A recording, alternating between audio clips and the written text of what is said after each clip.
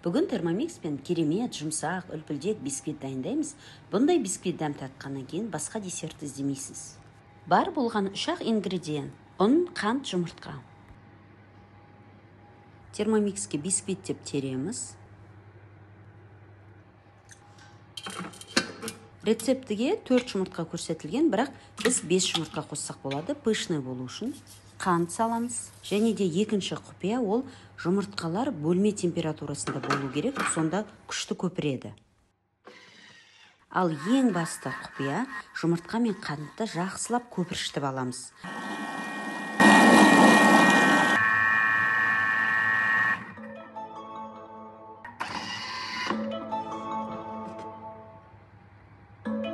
Рецептіде 2 рет 6 минуттан дайында деген, бұл қате емес, дұрыс. Термомикспен 12 минут ішінде көлемі 3 есе ұлғаяды. Ұн салып, тағы 4 минут араластырамыз.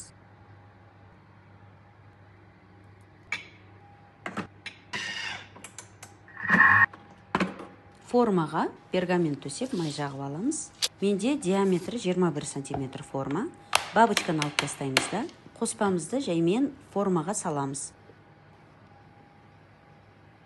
Форманы сәл стол бетіне ұрсақ, формамыз ровны болады. Енді оны қызып тұрған пешке 180 градусқа 20 минут жібереміз.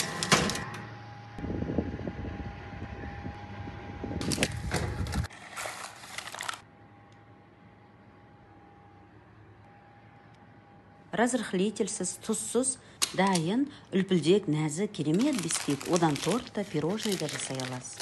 Және де пештен алғаннан кейін форма отырып қалған жоқ. Міндетті түрде дайындап көріңіздер. Сіз осындай бисквит жасап көрдіңіз бе?